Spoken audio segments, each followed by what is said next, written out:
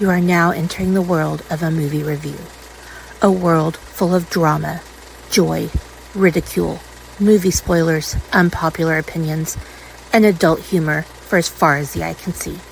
Welcome to An Evening at the Movies.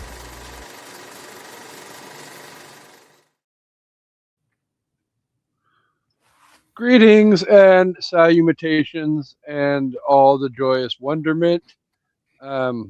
This is An Evening at the Movies. As you all know, it is the podcast where we eat the stale popcorn, we drink the watered down sodas, and we discuss all of our favorite movies and why we love them. Sometimes it's not movies, though. This week, not a movie, but we'll get to that in a minute. But as always, we are joined by everybody's favorite co-hostess with the mostest on that side. You got it? That side of her screen, that side of my screen. Yeah, so it's everybody's favorite co-hostess. That way. Say hi, everybody's favorite co-hostess. Hi, everybody's favorite co-hostess. It's me, Amanda, obviously. It's not Mario. Totes. It's me, Mario.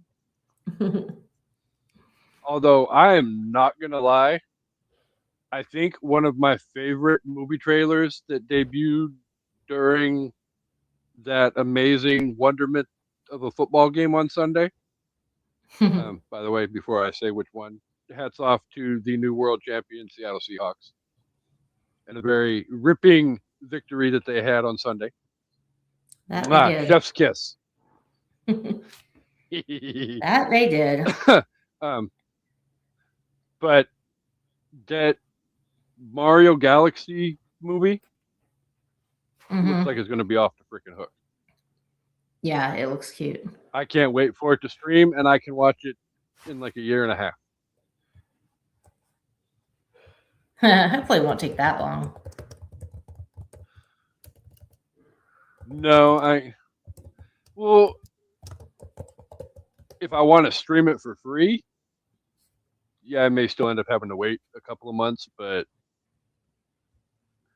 most of the time now, within like a month and a half after it releases in the theater, you can rent whatever on Amazon Prime. Yeah. Or Vudu or whatever you rent your movies on. So, and there are some movies that actually look bad enough that, and when I say bad, it's a good thing, not a bad thing, but they look amazing enough that I would pay the rental fees. Yeah. Just to watch them that much sooner. And well, we'll be seeing it in the theater Mario with Galaxy our friend's little girl. Yeah, it looks good. The first movie was really good, so let's hope it lives up to that. Peaches, peaches, peaches, peaches, peaches. I love you. He's so into it. If there is no peaches in this movie, I'm going to have a cow. Just saying. Peach. Well, is there going to be a Bowser in this movie? I guess there has to be. Otherwise, who are they fighting? But we think they killed Bowser. Or did they? Ooh. Well, right.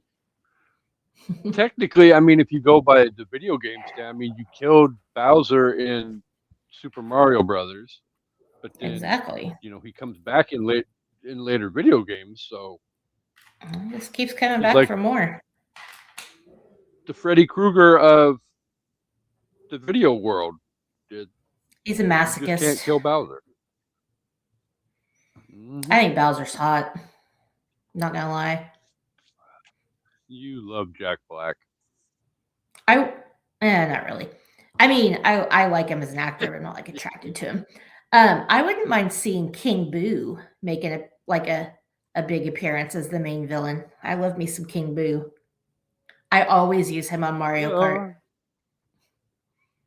I mean, there are a wealth of different options for future Mario Brother movies going down the road. So, For sure. but yeah, definitely looking forward to Mario Galaxy. There's actually a lot of movies coming out this year that I'm looking forward to. I'm ready for Probably, Scream. I can't wait.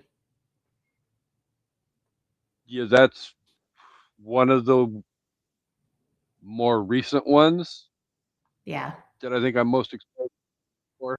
And that and the Michael Jackson biopic. Yes, I'm very excited for that too. I That can't movie decide looks about amazing. the oh sorry, go ahead. No, I was just saying that movie looks amazing as well. Yeah. The Hail Mary, the one with Ryan Gosling. I can't decide about that because it really just looks like Armageddon. But it's Ryan Gosling, so I'm Yeah, sure I'll like it. I mean it's Ken. Yep. So, He's just um, Ken. And he is Kenuff. well, did Barbenheimer.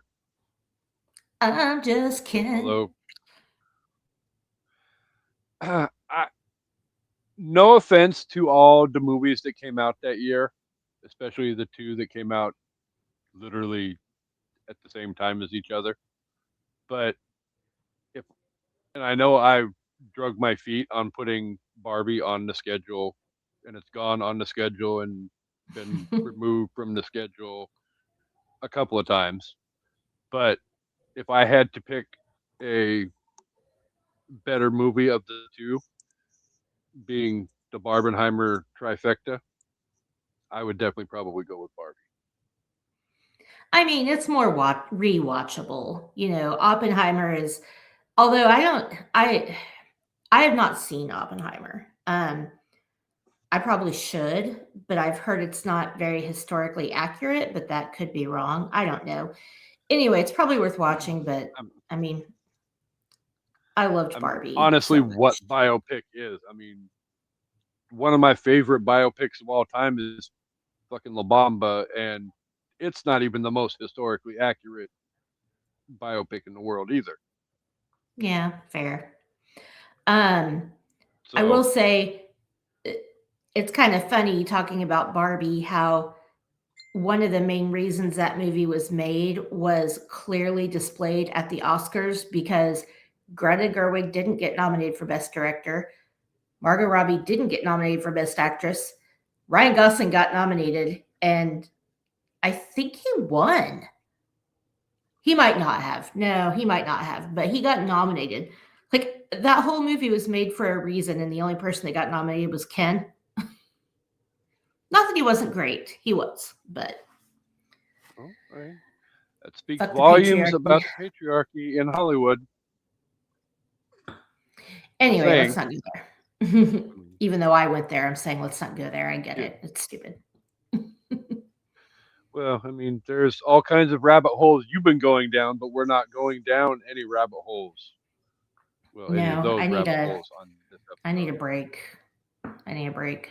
So because yeah. we are here to give Amanda a break from rabbit holes and, dare I say, celebrate in a couple of different fashions. Yeah. Um, for those of you who don't know, where the hell have you been for the last 5 years? But shame on you. But At your mom's house. Sorry. um, so this episode is technically coming to you 2 days late because of some issues that it is what it is, and we apologize for all the technicalities and all of that happy horse crap. But Life be lifin'. on Tuesday of this week, 2 days after the Seahawks won the Super Bowl, um, an evening at the movies turned 5 years old. So, Woo! yay us! Do you not have the applause The ready to Beauty and go? Wonder. I actually did not not. That's okay. I'll applaud. But for so, myself. Take Two, An Evening at the Movies turned 5 years old. And for those of you who don't know and don't keep track of statistics, in the world of independent podcasts, that's one hell of a milestone. So hats off Yes, to it the is. wonderment that is your hosting team, whether it's the two of us that are here or the wealth of other hosts that we have. Shanna, the one who's in witness protection, that one day will be back with us. I know in my heart, and he is greatly missed. Yes. Gene, all of them. We love all everybody that brings an evening at the movies to you each and every week. So, but yes, happy birthday to An Evening at the Movies. Ah! That scared me. Ah.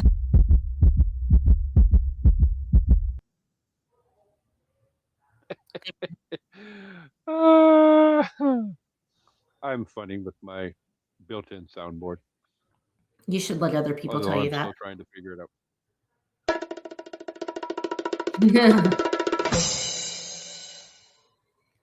As Brandy is saying in the comments, if you go look, life happens. Oh, What happens? Shit? for Sometimes. her did have. Sometimes that is what Ironically, happens to some people. Sorry. funny pun, but that does reference what we are here to talk about today. And but Oh, before it I get to does. that, I didn't even do that on purpose. I know, right? What the hell? Um, so again, happy birthday to An Evening at the Movies. That is a hell of a milestone to get to, and I'm not necessarily going to speak for my co-hostess and everybody else, but we appreciate you guys being here each and every week for the last 5 years, and we've got a whole hell of a lot more shenanigans planned for you guys. So don't give up on us just yet, because you may miss out on something completely amazing. If you're still here, I feel like you're pretty committed. So we appreciate that. Yeah, I we're mean, you're just a 5 years loser. in, so yeah. I mean, Brandy, your dad, Mhm. Kevin. Again, spoiler alert for what we're talking about this episode. But so yes, but lots of great stuff planned for An Evening at the Movies. But before we get to that, we are going to tune it back a little bit and take the excitement and joy down a notch, because well, Amanda doesn't necessarily know that I'm doing this, but after yesterday, I can't let this one go by the wayside without acknowledging it also as well. But yesterday, the world of Hollywood and the world that we live in ourselves not lost a tremendous talented actor after a brief but insanely torturous battle with colorectal cancer. James Vanderbeek passed away yesterday at the ripe old age of 48. It's my So, age. yeah, well, it was my age until last Saturday. Mhm. All right. Well, here Just comes saying. your PSA, your inappropriately worded PSA. But guys, get your colon I checked. don't wanna. Get the, get the finger up the butt. Do the Wanna. colonoscopy, or now they have Cologuard, which I did, and it's while not pleasant, I think it's better than doing a colonoscopy. And if you don't have family history, you can do Cologuard. But just do it. Go to the doctor. Colon cancer, rectal cancer, all that stuff is so prominent in men because they don't fucking go to the fucking doctor. So get your colonoscopies, get your tests, get what you need to do. I think the finger in the butt is actually prostate cancer, but that counts too. Just go get it checked out. That's your PSA for the day. It's yeah. It at the end of the day, cancer is in any fashion. It is a horrific nightmare, and anything that you can Yes. do to keep it at bay and keep it from sinking its assholish claws into your life, Pun please do. intended. Because yeah, exactly. Whether it's the finger in the butt or the pap smears or the any of that, we want you guys all here for many, many years while we're making joyous wonderment and creating shenanigans on an evening at the movies. So take care of yourselves, and at the end of the day, love one another. Um, so yes, rest in peace to the Vanderbeek himself, James Vanderbeek, My, and my 20-year-old heart um, is shattered. Dawson Leary, just Dawson yeah, was annoying and problematic, but he was also a dreamer, and that was probably my favorite thing about him. these last couple of weeks probably just about hit you specifically just as hard as losing Maddie a couple years ago. Yeah, it's celebrity deaths and everything going on in the world. It's been a rough few weeks. Like we need something good to happen, but you know, and again, we're getting to that age now where it's like, when our people our age are dying, it's like you feel your own mortality and it's scary. I mean, the other person we're going to talk about It was way is older than us, very but still, scary. it's like I remember when Luke Perry died, that was really the first time I actually like felt my own mortality. That was a Like, kick in the nads. holy shit, I could just die, you know? Because he had a stroke out of fucking Yeah. nowhere and he was like a year older than me, like, so do No, everything you can to take care of he yourself. does not come across to me as being the most unhealthy person in the world either. Right. And he was having a good comeback and, So, whatever on Riverdale but yeah. yeah. Um, Speaking of James Vanderbeek, I will recommend if you guys haven't seen it. It only had 2 seasons and it got canceled, but he plays himself on a show called Don't Trust the Bee in Apartment 23, and he was hilarious. He wasn't on every episode, but he was Yeah. on a lot.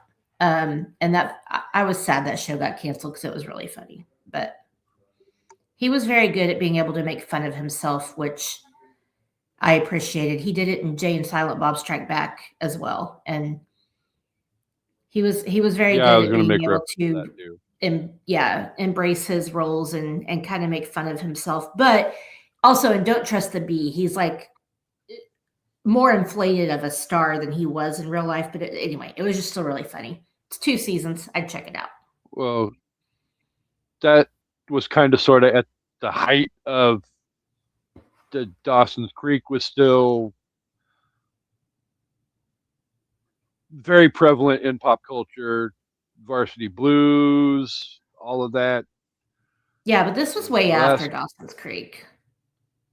But I mean, yeah, not people way, still knew way about it. after, People still talked about it. Um, but I mean, so yeah. and So of course, loved absolutely him as Simon 100%. in How I Met Your Mother. Oh, good. That was one of the very pleasant surprises of not saying it was the only pleasant surprise. There was also some shitty surprises in that show, but one of many very pleasant surprises in that show. Sand castles in the sand. Okay, sorry. If you know, you know. Yeah, Robin Sparkles sings better than you do. Love you, Plob. Mean it. So, and then also, if you aren't on our social medias, which, if we're live, how did you not be on our social media? Eh, Anyway, so, but I know both of us have notoriously made numerous social media posts about this one, and that is pertains to the subject matter for this week's episode of An Evening at the Movies. But on January 30th, 2026, the world lost one of our favorite celebrity moms of all time, uh, Delia Dietz, uh, Kevin's mom from Home Alone, Kate and McAllister. more. Yeah, I couldn't. I don't. I just think of her as Kevin's mom. So, Yeah. um, but more importantly than all of that, um, I'm gonna try and do this, and I'm probably going to butcher it. So please don't crucify me for doing it. Moira Rose on Schitt's You Creek. got it. You got it. Moira is not that hard to say. Yay! I know Dre can't do it for whatever reason, and that's fine, but it's not that hard. Love you, Dre. I've tried to do it a few times and butchered it. So Oh. don't shoot the messenger. I hear Gigi in the background. Oh, you sorry. I told him if I'm in here, he's got to not be so loud on the phone, but ask him if he remembered that conversation. Like, you never said that. Anyway, Catherine O'Hara. I just chalk it up to the fact that you're still nesting. So I, yes, I Catherine mean, O'Hara I passed haven't. away. I'm gonna let Amanda say what she passed away from because I think I don't remember all of it, but I know that there was a pulmonary embolism involved at some point. Yeah. I mean, that's basically so they said, yeah, she died from a pulmonary embolism, which, if you don't know, is basically a blood clot, and it happens very fast, travels from wherever in your body to your lungs or heart, and yeah, it happens fast. So I'm hoping she didn't suffer. But they also said she had, was it rectal cancer? And so Yep, I they just haven't pulled it up. they haven't released anything else yet. So we don't know if that they diagnosed that in the autopsy or if she was secretly being treated for that and the public didn't know. I mean, she was still working. So it was such a Yeah. shock because she's been on the studio for people that don't know. You can watch the studio on Apple TV, and yeah, so you know, she's older, but the fact that she's still working and attending shows and doing interviews, it was very sudden and sad. Well, and she's had a pretty successful career as well, and Yeah. Schitt's Creek definitely helped catapult her back into the limelight that she so deservingly deserves to be in. And man, Moira Rose is just one of the most amazing characters. Like, you kind of hate her because she's kind of, you know, unlikable, but then you also love her, and it's just, A bit. she's complex, but what she brought to the role is what is so amazing about it. Like, she had these ideas, and Dan and Eugene Levy just let her go with it, and made this a character that is definitely unforgettable. See, and she's one of those people too that going back and rewatching season one for this discussion, um, she was offered the role of Moira, turned it down. They gave it to somebody else who decided to also didn't particularly care for it, and then Catherine O'Hara came back around to decide she wanted to take it on. So Yeah. I can't And it's imagine like, anybody else. owning this role No. like she did. I mean, the accent, her idea. The wigs, her idea. Like, it's just crazy. I should like, oh, I just think she should have a weird accent. Oh, I should think she should just wear all these wild wigs. And so much of that made the character. Obviously, the writing, I mean, Daniel Levy is the main brain power behind this show. And so, of course, he's writing all these amazing lines for her, but she really helped make Moira Rose who she is. Well, I think season 1 was a combination Dan and Eugene both, and then Dan kind of took over show Yeah. running duties and all of that more in season 2 through the finale. So, Yeah. so obviously, like I said, we're going to be talking about season 1 of Schitt's Creek because, and again, don't shoot your OG co-host in the face for this one. I haven't finished all 6 seasons of Schitt's. I've watched half. I just never got around to 4, 5, and 6. I will do it. Well, I you should. swear it's at the top of my list. But dead He'll do it about the same time he finishes alcoholic. Hamilton. Hey, I am more wrapped up right now in shows that kill off dead fat alcoholics on HBO Max right now. Yeah, why don't you tell Hashtag, everybody about how you've never seen Dawson's Creek? What the hell? I believe the phrase you're looking for is anyway. Well, okay, so let me ask you a personal question, which I think we've probably talked about, but I can't remember the answer to.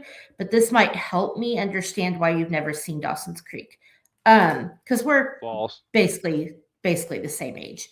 Did you go to college? Like traditional, like going to college, living in dorms, that kind of thing? Dorms, no. Okay. So College, that could be part of it because Dawson's Creek, Felicity, Party of Five, all those shows were on when I started college. And so we would just have, watch parties in people's dorm rooms. And so I think that those shows kind of brought certain demographics together. By certain demographics, I mean lonely white girls that wanted to watch it. I don't know. But we even got like the guys we were dating into it. So I could see where maybe it wasn't your cup of tea and you just never watched it because you weren't surrounded by groups of people like that. So,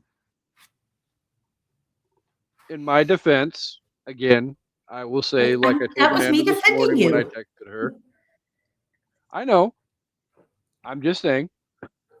Ultimately, my reasoning behind never getting into the show is the fact that it just in the mid 90s when I'm 18, 19 years old, I it didn't really appeal to me. Now, right. If you didn't have a girl making you watch it, I get it. Yeah. I mean, coming from somebody who watched every episode of 90210, I can't necessarily make that argument, but it is what it is. But there's other things that Vanderbeek did that I absolutely loved, and I can definitely say the opposite of what he said in my favorite football movie. I do want your life. I don't want your life. But yeah, he's a tremendously talented actor, and him passing away yesterday definitely he's a tremendous part of pop culture from our adult years. For sure. in some way, shape, or form. So, you know, I was struck by a moment of, you know what, I haven't seen this show. I need to at least check out an episode, and that way I can at least say I've seen it or at least tried.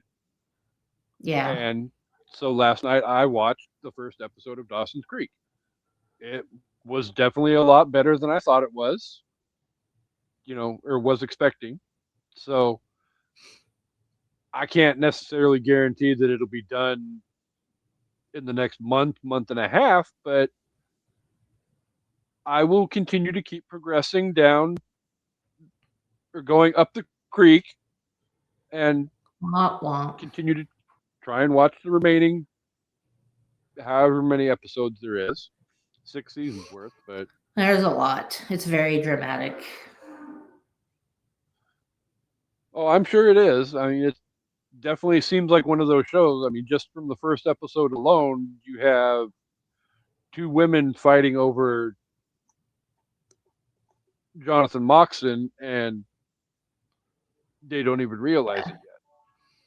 Late 90s, early 2000s TV was so over dramatic. Like, I remember watching Dawson's Creek and Felicity, especially, and just feeling all my feelings and oh, no, no, no, no. And now I'm looking back on it, I'm like, my God, why were we so over dramatic? But it's still good. True. So, definitely hats off to Kevin Williamson for giving us that other piece of pop culture to go along with the other pieces of horrific pop culture that he gave us as well around the same time. One of which is still being spoon fed to us left and right. You did not Scream. just call Scream horrific. I'm about to leave. It's a horror movie. It's Okay, a horror you realize that's movie. You realize that's not what horrific means, right? I know that you think a Cyclops is a cyborg, but I was making an awkward pun. oh, I did not get that. Well, no, you don't normally, because. Okay, Brandy, if you're watching, did you hear horrific the way he said it? Because I heard it as bad, terrible, awful. Brandy's not watching. Brandy's going to take your side anyway. No, she won't. She likes freaking going against me. So, all right. So, all right. We went back down up the creek. So, for those of you who don't or have not seen the Schitt, Schitt's Creek debuted on April 7th, 2020. No, that was the final episode. No, that's when it ended. I was going to say, that's not right. January 13th, 2015. I read my notes wrong. It was created by Dan Levy, Eugene Levy, Michael Short, David West, Reed, Kevin White. It was distributed by CBC Television, which is Canadian Broadcasting. And because it's television, obviously, I don't have box office numbers for it because there's no box office. But I do know that if you would like to watch or rewatch the Schitt's Creek, it is currently available to stream on Hulu/Disney Plus. And I do have Rotten Tomato scores. Okay, it's also available to stream on HBO or HBO Max or Max, whatever the fuck it's called now. Oh, so go figure. I did not know that. Wah, wah, wah, wah, all right. Wah, wah, wah. I have 2 Rotten Tomato scores for the Schitt's Creek, and oh crap. So Brandy what? said, honestly, I didn't hear him say it, but I also was out of the room. So, Yeah, see, that's okay. Brandy, Brandy See, does take my side. she's neutral. She's Switzerland. Um. Okay. She So wishes. I guess I don't understand how Rotten Tomatoes does shows. Do they do it season by season, or is it an overall ranking of the entire series? Or do we know? Uh, so according to this, it says Schitt's Creek TV 14, 2015 to 2020, Okay. 7 seasons comedy. So I'm guessing it's overall for the Okay. course of the entire series. And the reason I ask that is that I know based on my research that season one did not get nominated for any Emmys or Golden Globes. It only got nominated for the Canadian Awards, and it won a bunch of them. But Mhm. okay, so I'm gonna say the tomato meter is. Yeah, I just don't remember anybody saying anything bad about this show. I'm gonna be slutty. I'm gonna call the tomato meter 86%. Shocking. And I'm going to say the popcorn meter, I'm going to go crazy because everyone I've ever talked to that has watched this loved it. I'm going to go 95. Don't lie to our listeners. About what? Dre can't stand this show. Dre doesn't count. He doesn't like anything. Love No, you, Dre. Mean it. Dre's probably not even watching, but I mean, Also, I if think he he is, only watched. please don't turn off your computer, Dre. Yeah. We appreciate the views, but Yeah. I think he um, probably only watched season one also. And so, it's like, not that I okay. don't value his So of the opinion, but you can't take it seriously if you didn't watch at least half of the seasons. You know what I mean? So, okay. so of the 3 seasons of the show that I've seen, no offense to season one because it is the OG, but season one is probably my least favorite of the 3 seasons. Yeah, I mean, that's fair. I feel I feel like the show starts to pick up and take off What is that noise? really at the beginning of season two. For most TV shows, not all, but most, season one is never the best season of their show. Like, I think we can probably all agree on that. So, Season one all right. of Friends isn't even my favorite of season of Friends either. So Oh, no. Mine would be season three, I think. But anyway.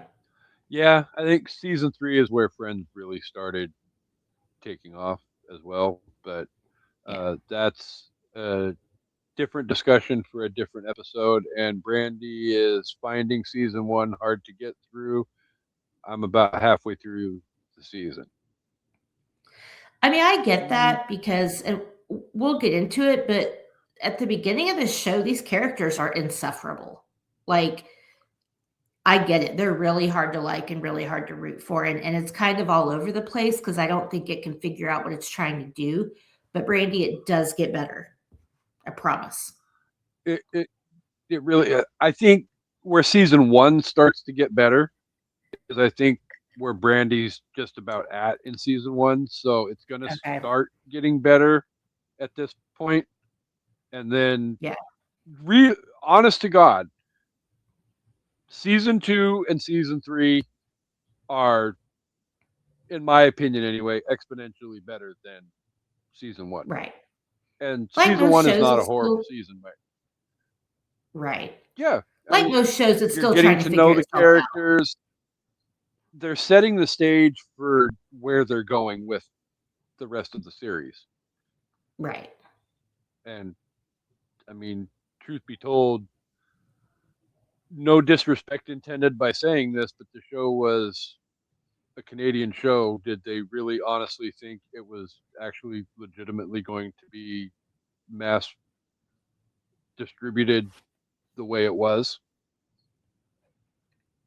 Well, in their defense, their final season swept all the main awards at the Emmys.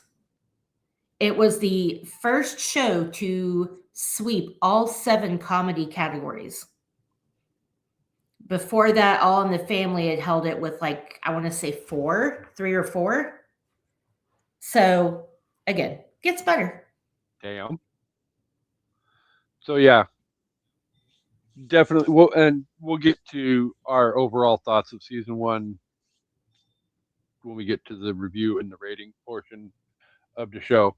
But we beaten around the bush long enough with Amanda being slutty, and she needs to know just how slutty she was or wasn't. So I always err on the side with of more slutty. Well, technically, one of your Rotten Tomato guesses was more slutty. One of them was less slutty. All right. So, with your less slutty, the popcorn meter, it doesn't give the overall numbers of how many ratings, but the popcorn meter gave Schitt's Creek a 93%. Oh, okay. I was really we're close. just Yeah. a smidge under with your sluttiness. All right. Again, no numbers on the tomato meter as well, but the critics gave the show also a 93%. So you were, wait a minute. You were over slutty on the last one. You were under slutty on this one. What was the tomato meter? Because you cut out. 93% for both of them. Oh, okay. Yeah, I was under. What did I say? 86, 85? Okay, nice. Yeah. Again, not tremendously on either one of them, but so. All right, co-hostess. What is Schitt's Creek about? For people that don't know, I don't know how you don't, but if you don't know, Schitt's Creek follows the formerly wealthy Rose family, video store magnate Johnny, soap opera star Moira, and their adult children David and Alexis, who lose their fortune to fraud. Forced to relocate to the small town of Schitt's Creek, their only remaining asset, they adjust to life in a rundown hotel while navigating relationships with the eccentric locals, ultimately finding a new, more meaningful life.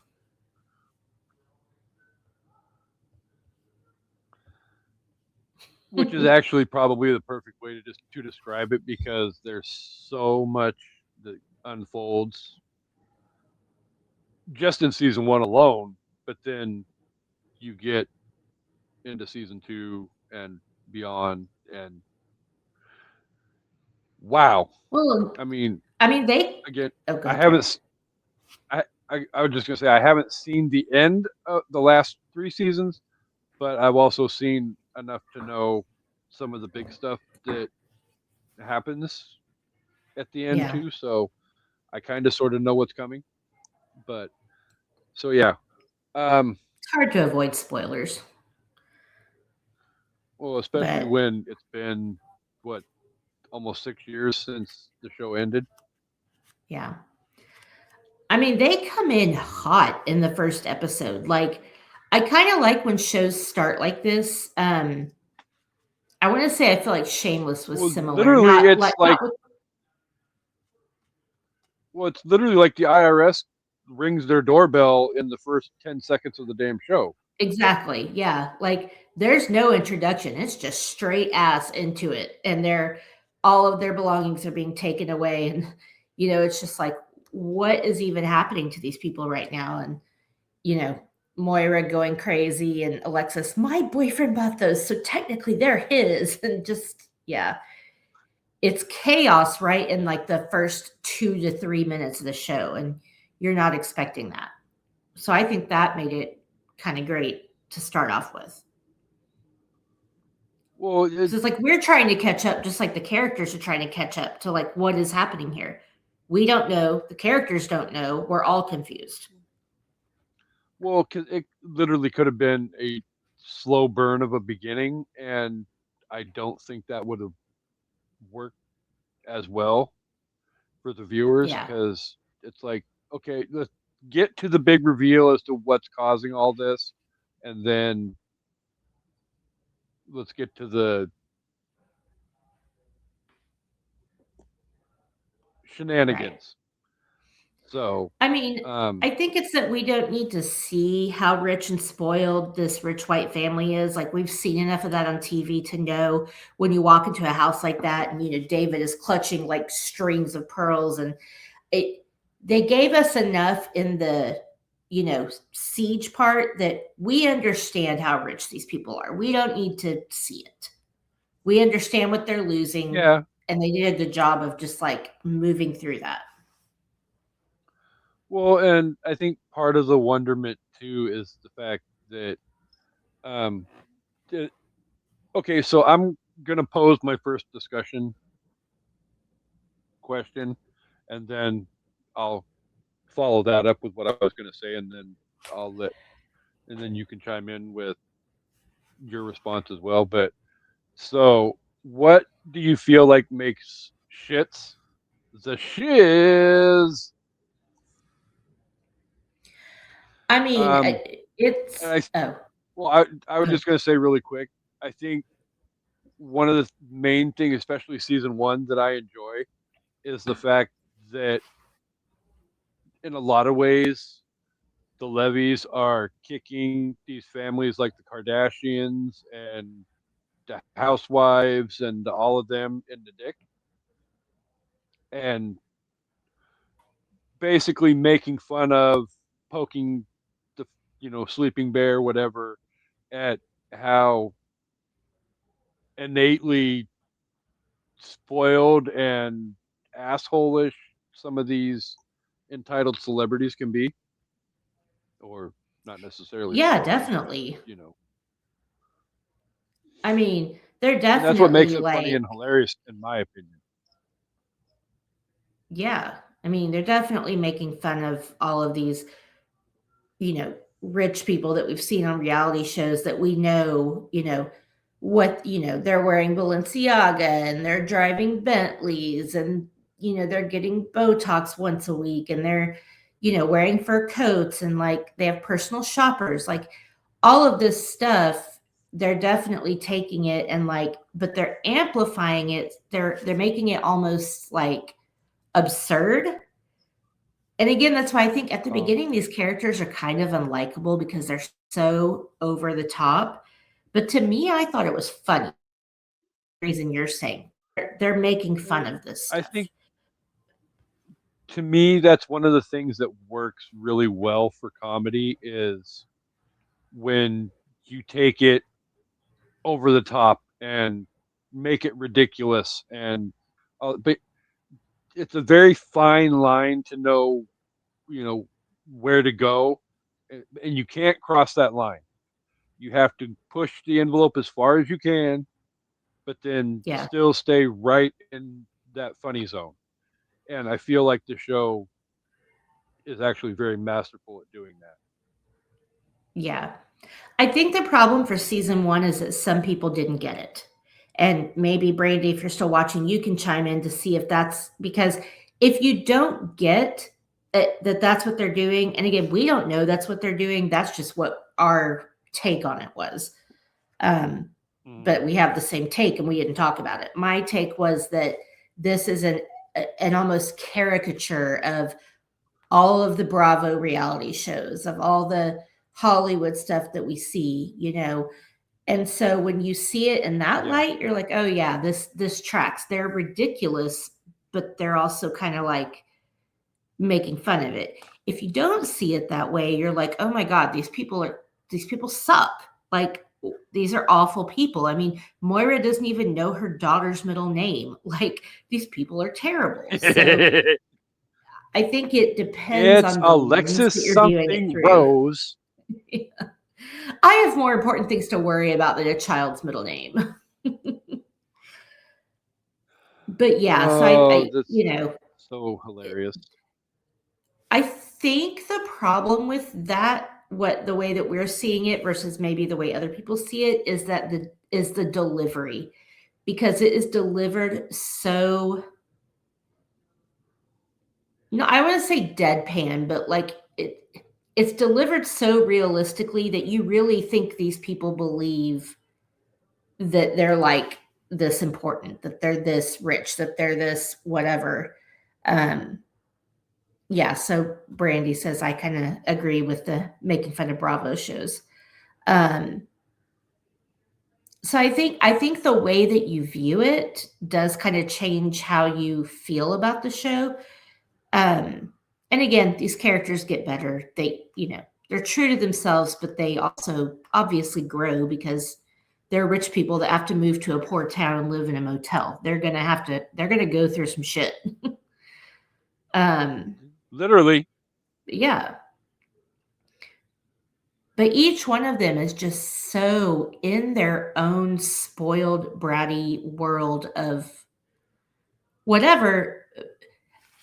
But I think the one thing that maybe got me was that some parts of it seem very unrealistic. And I think that they're making a mockery of all of these families and shows or whatever. But like when Alexis is like, do you not remember that time I went missing for a week on some Saudi Arabians, or he wasn't Saudi, I can't remember, but like, basically she was kidnapped by pirates. And it's like, they didn't even notice She she was was gone. kidnapped and stored in a pimp's trunk, or Yeah. what? I mean, her dad And was she like, just plays it off like it's "You had nothing. And the sex with a parents didn't pimp," even and know. Yeah. yeah. And again, not knowing your child's middle name, like how detached from reality can you be? But they just make it so funny. It really is, and I will say this again. Can't speak for 4, 5, and 6, but you know, the funny only gets better going down the road too. So Yeah. I'm looking forward to alternating back and forth between the Schitt and the Creek. Ironically, Schitt's Creek and the Mm-hmm. Creek Womp womp. tied that together just like that. So other than the one thing that you said, is there anything you feel doesn't necessarily work for season 1?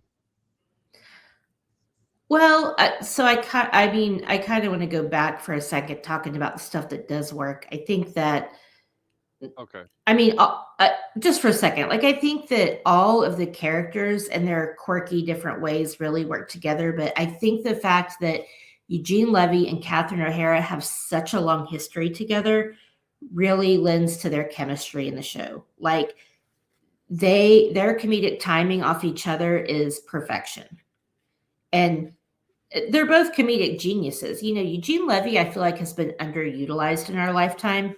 And I'm so glad we got Schitt's Creek, because prior to Schitt's Creek, I feel like he's always a secondary character and it never really got his full potential. Yeah. The foil to Steve Martin in Cheaper by the Dozen 2, or And Father of the Bride. Generally He's always like the singer, and like he Oh. just he was never given a chance to be the leading man. And I love that he got that in the show, because you really get to see like his range and his depth and how he can be really funny in a really quirky way, whereas Catherine O'Hara is funny in an outlandish way, and it just works so well together. And I think that has a lot to do with their lifelong relationship. We all Friendship. knew that Catherine O'Hara was multi-layered like an onion in, her past too. I mean, she's outlandish as fuck in Beetlejuice as Delia Dietz. Like, if you don't let me get out this house and make it my own, I'm gonna go insane and I'm gonna take you with me. Take it with me. Honestly, I feel like Moira Rose is closest to her character in Best in Show. Cookie. Yeah. But yeah, we never Easily. got anything like Moira from her. Like this was just they struck No, comedy gold and with this show. Moira is definitely not like Kate McAllister at all. No. I mean, So what kind of anyway, idiot parent leaves your child home alone 2 Christmases in a row? But the same idiot parent that I didn't know their digress. child was kidnapped by pirates. Well, comme si, comme ça. So anyway, So yeah. so the asking about what you think, what we think didn't work. I do think that, like I said, if you don't get the joke, or at least what we think is the joke, then yeah, these people come off as unlikable. I also think they really didn't know where this was going to go. And I get that because it's like, okay, these rich people become poor and now they're living in a motel in the middle of nowhere, but they own the town. I feel like there's several episodes where this show just, there's so many different character dynamics that they don't know what to do with it. Like David and Stevie, for Yeah. example. Are they friends? Are they friends Yeah. with benefits? Is David gay? Is he not gay? Like, and Because they barely address that at all but yet they still tease about it throughout the entire season. right. I will say probably my favorite moment from season 1 is after their thing and they're trying to figure out what they are and they're in the store and they're talking about the red wine versus white wine. And she's like, I only drink white wine. I assumed you only drink red wine, but maybe you like white wine. And I feel like for people who don't understand how sexuality works, if they're just straight or, I mean, if you're gay, you understand, but if you're just straight and you don't understand being, I don't think they ever actually say it, but I'm assuming David is pansexual based on I like the wine, I don't like the label. To me, that was a mind-blowing moment in television and anything to tell people, like a way to make people relate to what that means. I like all wine. I don't like the label. I don't need you to call me gay. I don't need you to call me straight. I like the person that's inside of the body, no matter whether the body is male or female, whatever. And I thought that was groundbreaking. I didn't because catch nobody it. was doing that. I definitely didn't catch it the first time I watched season 1, but this time it actually did get. That's the brief moment that I was talking about, where it actually does. I believe it was Johnny said, I believe to Stevie that David was pansexual. Okay, he But might that's have. like I the might have only missed it. that's like the only time it gets brought up in season 1. Because again, he doesn't like the label, but for people who don't know, pansexual is about the person. So you're attracted to all sexes and you fall in love with a person and that's what you're attracted to. And people that don't understand that, I thought that wine analogy was amazing. Yeah, no, I think it perfectly described the character to the T. So I think it was a brilliant way of. I would hope that Dan Levy is the one that actually came up with and wrote that, because you gotta think so. It's him describing himself to the T. But it is what it is. So it's so fitting for that character. Yeah, and I love that their friendship, they were able to have that conversation in a metaphorical way and still make it clear, and also to not, again, I don't really give a fuck if people are uncomfortable or not with that stuff because these people exist in the world, whether you like it or not.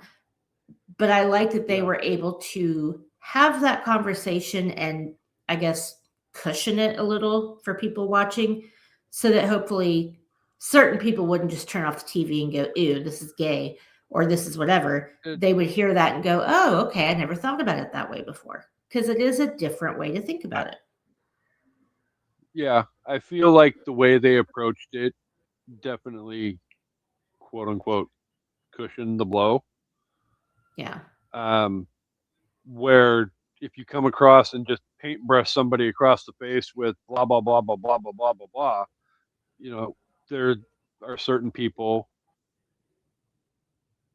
assholes, but who might be turned off by that and be like, ew, no, and then never come back. And I feel like more people gave to show the credit it deserves and a chance because of the way that they slow walked you deeper into the story.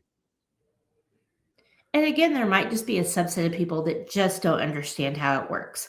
In this day and age, with all the tools at our access, I don't get that. But just for argument's sake, let's say there are people that don't. When somebody says they're pansexual, they go, "I don't understand that."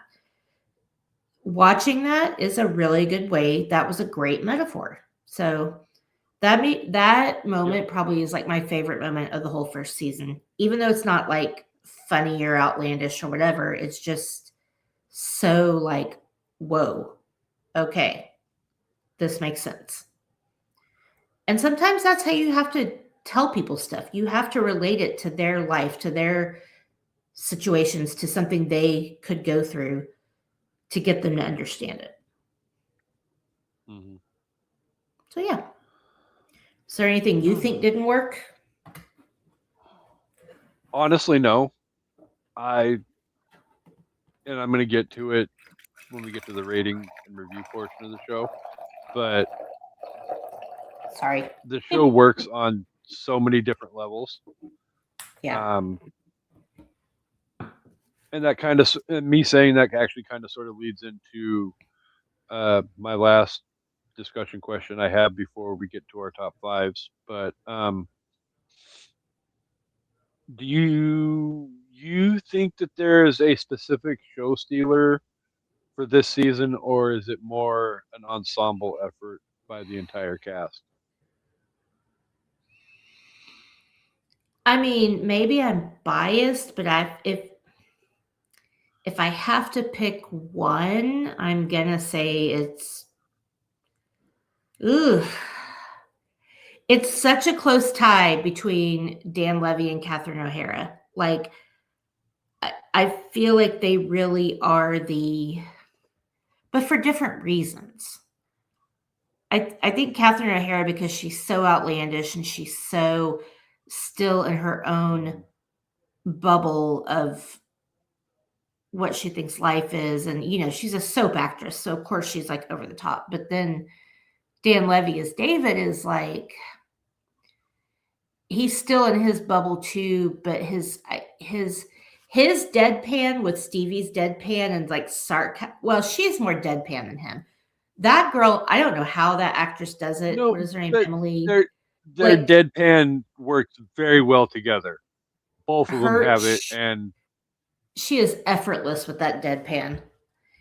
And then his sarcasm, like they play off each other so well. Yeah, it would be one of those two. And again, not that the other characters aren't great, because what's his name? Elliot, that plays Roland, like just amazing. Chris and Elliott. Of course, Alexis, and like, but I think probably Moira and David kind of steal most of the show spotlight in a good way. I don't know. What do you think? Yeah. And you actually goomed me on that one, because I was going to reference the fact that when I think of especially season one, and it's nothing against, Roland's wife or Twyla or Mutt or any of those characters, but to me, there's a big ensemble portion of this show that works really well, and it's Johnny, Moira, David, Alexis, but then also Stevie and Roland as well, Yeah. because each one of those characters has a distinct character trait that really helps drive the show in the outlandish direction that it's going to go. Um, the wife and Twyla, and to me, Mutt in this season, not as much, but But later he you gets, know, yeah. yeah, down the road, more to come. But if I had to look at those six individuals separately as to whether or not any of them specifically steal the show, it definitely is in a lot of ways Dan Levy and Catherine O'Hara, Yeah. because, and again, nothing against um, Alexis or Johnny, but David and Moira just really, they're the shit. Yeah. Um, and they get pulled, and both Dan and Catherine pull off those roles in ways that I could only dream of pulling off a character if I was going to be on a show like that. So I think I would lend it more to Catherine O'Hara only because I think she is playing such a, I'm going to use the word again, outlandish, but like characterized version of a person that's probably nowhere near close to yeah, who she is in real life. Whereas Dan Levy, I think, is probably a little bit closer to who he is in his actual life. And again, that's not a bad thing. Um, and no, not to say he's like a jerk or whatever, but I think maybe his, and again, I don't know, but I think her character is so far off the grid from what a real person would be like, except like a regular person versus David, who's probably more just like, yeah, a smart, funny, witty guy, that's spoiled. I also think it's worth noting for people that don't know, the actress that plays Twyla is also Eugene Levy's daughter. And I gotta wonder how yes. that went in the casting rooms. You're my daughter, but we're gonna cast this girl to play my daughter.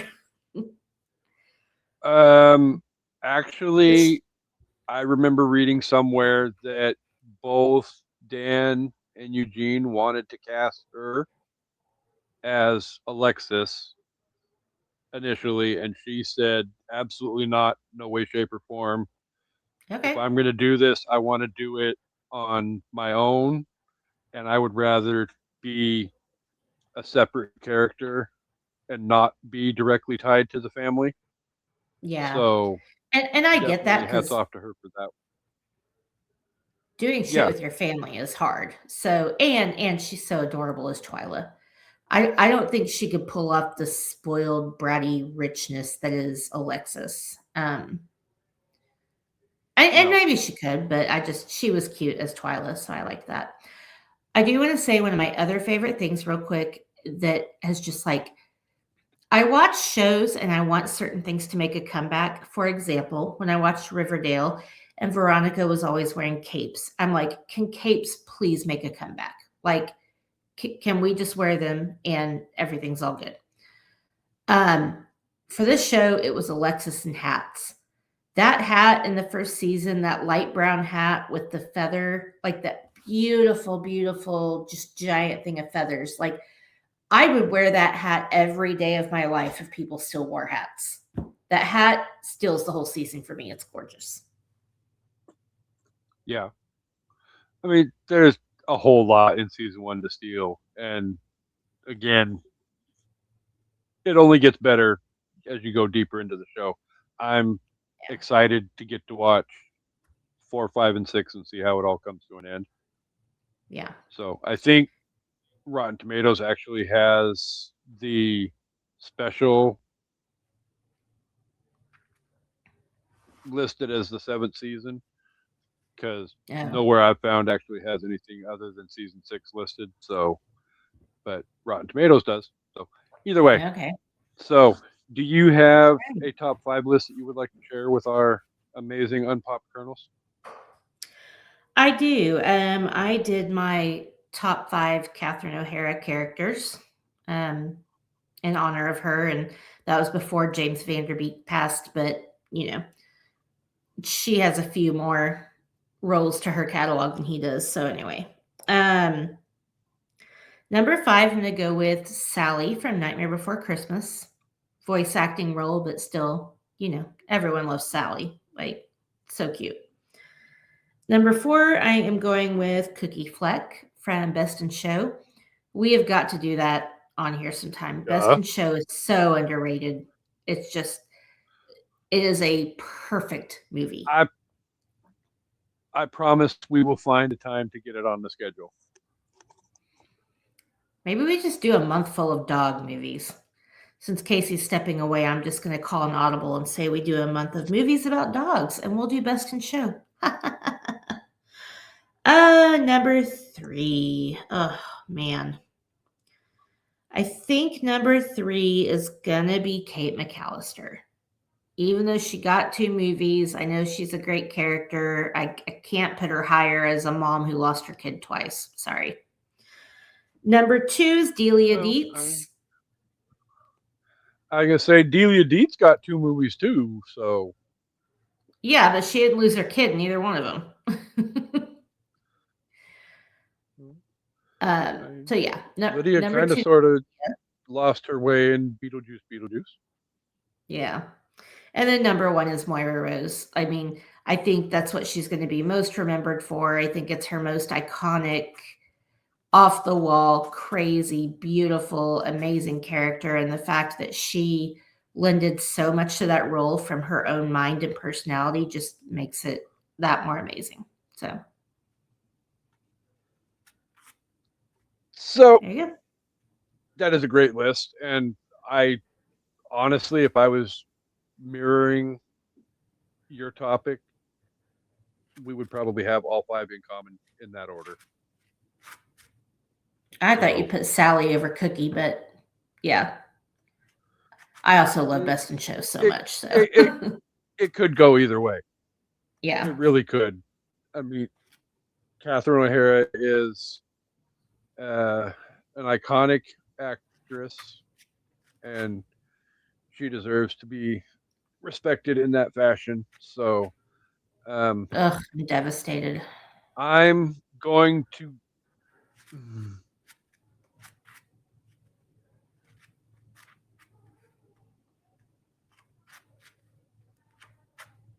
I gotta wonder if she's still. I haven't watched The Studio. I've heard it's really good, and obviously it won some Emmys and Golden Globes. But I gotta wonder if her character was an ongoing character, and they're gonna have to address that, or if she just kind of fades away. I don't know. So we'll have to see. You said that to Apple TV? Yeah. Yeah. It's on my list. I've heard it's amazing. Yeah. You got to figure out how to get it, though, because you have to watch Shrinking. Oh, my God. Shrinking is so good. Okay, anyway. What's your top 5? So I was going to go a certain direction with my top 5s, which was going to be Moira-isms. But it also got brought up earlier today that no disrespect intended to the recently departed, but we do deserve to have a moment to celebrate some of the wonderment that is An Evening at the Movies, since it is the 5th anniversary. So I'm going to go with top 5 moments on An Evening at the Movies, and talk amongst yourselves for just 1 second. I'm talking amongst myself. Okay. Well, since he didn't do Moira-isms, I feel like I don't know how we didn't. Well, I know how. I didn't mention it because I thought that was his top 5. Fold in the cheese has to be one of the best moments ever. Like, so that whole sequence is like, if you're a baker or a cook or whatever, you understand what it means because somebody taught you. But if you're reading that as a layperson, like, what do you mean fold in the cheese? How do I do that? You just fold it in. Like, that is one of the best, like, just fold it in. I don't know how else to tell you. And he's like, that made me laugh so freaking hard because it was just like so ridiculous, but yet so spot on if you don't know what it means. And a lot of people don't.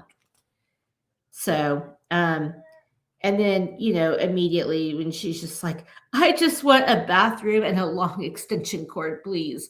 Like, it's not funny to joke about suicide, but she does joke about suicide a few times in season 1, and it's funny, but it's not. And then, of course, the baby. I was talking about All right, Moiraisms so since you didn't do it. So, that Moiraisms definitely deserve all the respect in the world as well.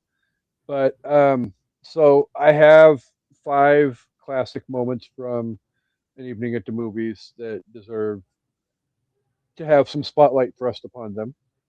My okay. number 5 is going to be the return of all returns.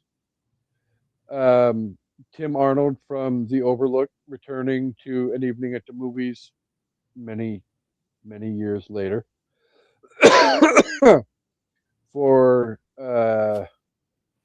Shanna's experience with The Shining. So Nice. that will be my number 5 moment. Number 4 is going to be a very special debut episode of An Evening at the Movies where somebody on that side of the screen made her debut on An Evening at the Movies. Mm. And to Which time? discuss Stand By that side. No, I said which You're time the one. because we had to re-record Yes, that that one. one. Exactly. That was the whole point. It was the Stand By Me episode where we had to re-record it because somebody unplugged her laptop and didn't realize it, and the battery ran dead in the middle of the recording. So, yay!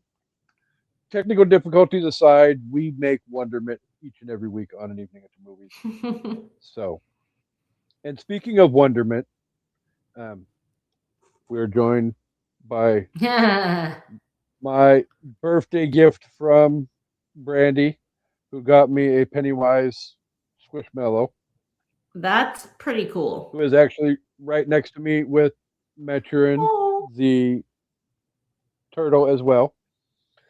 Number 3, speaking of moments, though, is going to be a lot of debuts and returns made by this.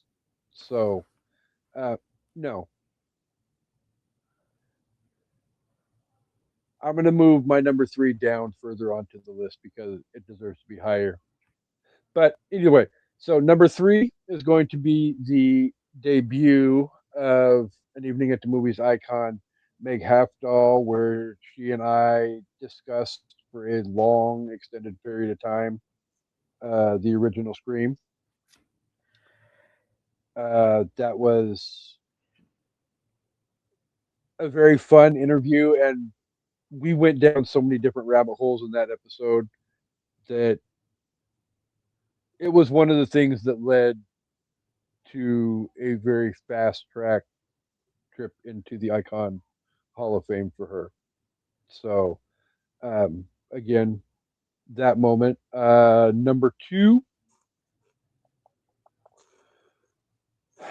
it's I'm back and forth between these two because I think we're gonna number 2 is gonna go 1+2 plus 1+1 or 1+1 plus 1+2,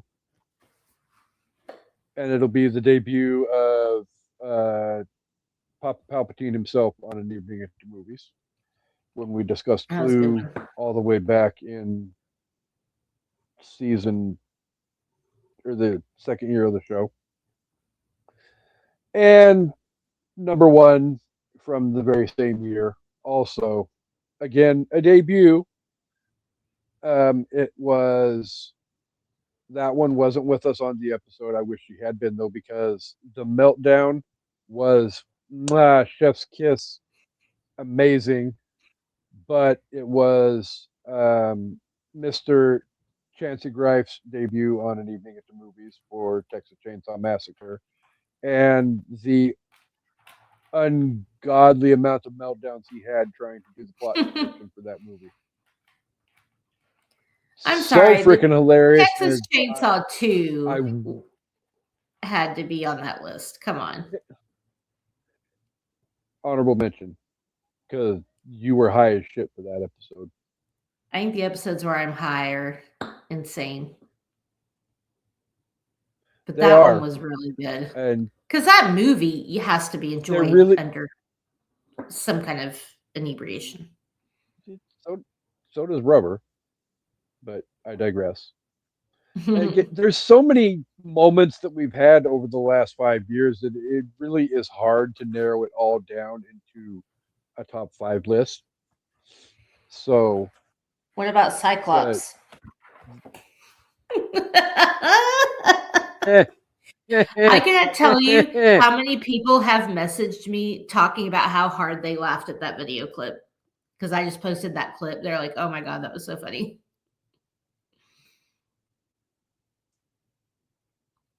Sorry. So anyway, if you were going to give season 1 a ranking out of 5, what would you give it? Man, I mean, I guess I'll be a little objective. I'll give it 4.5 out of 5 wine labels.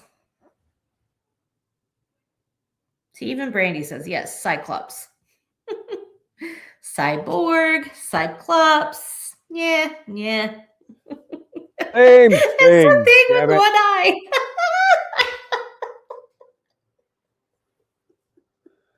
Oh, I'm so glad Papa Palpatine is not with us right now. So, sorry. again, of the seasons I've watched of the show, again, I don't think it's the best of the 3. Um, but it definitely sets the stage for what's to come in the next 5 seasons. So, it's funny. I feel like it's relevant. It's over the top. It's it's a great TV show, and I'm gonna give it 4 inappropriate town signs out of 5. It's his sister. That doesn't make it better. No, not at all. So yeah, this was a lot of fun, and definitely 100% rest in peace, Catherine O'Hara and James Vanderbeek. You both were amazing talents, and you will be greatly missed. Thank you for being a part of our maturation.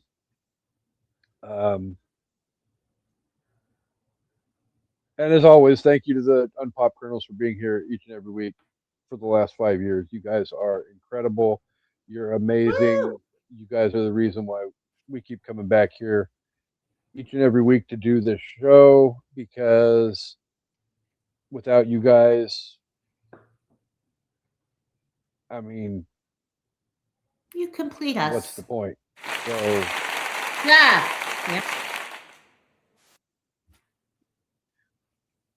So,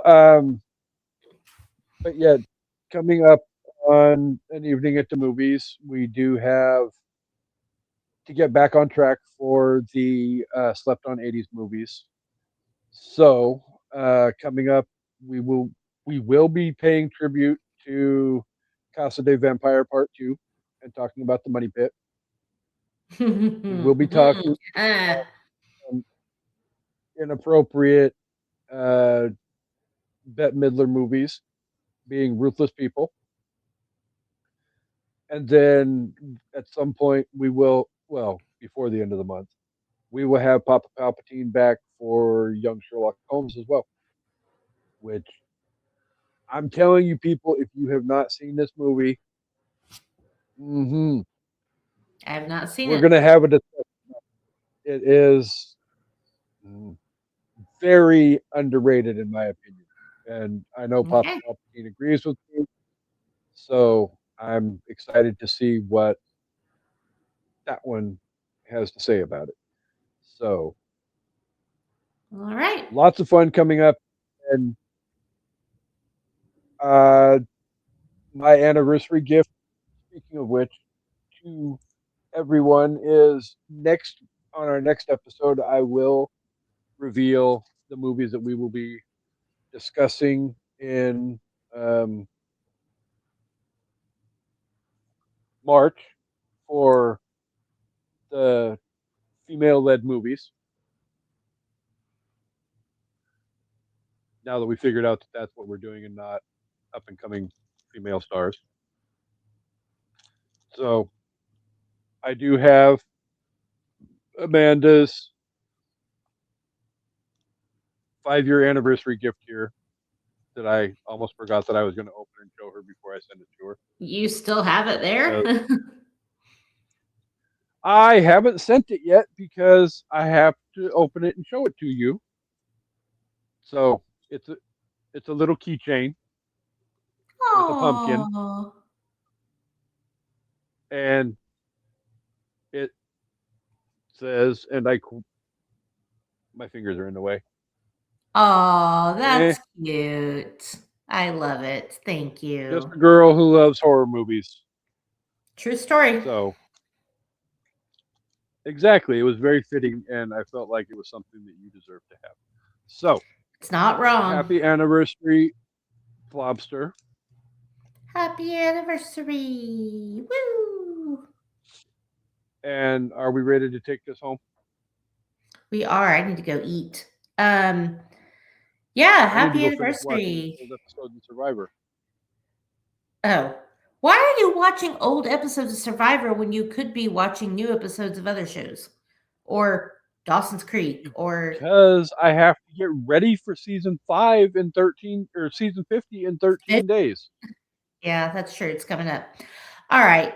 Thank you, everybody, for being here either today or all this time or wherever you joined us. We appreciate you. We hope you enjoyed this episode and we hope you all come back for an evening at the movies. Goodbye. Peace and hair grease, people. And vote for Harvey.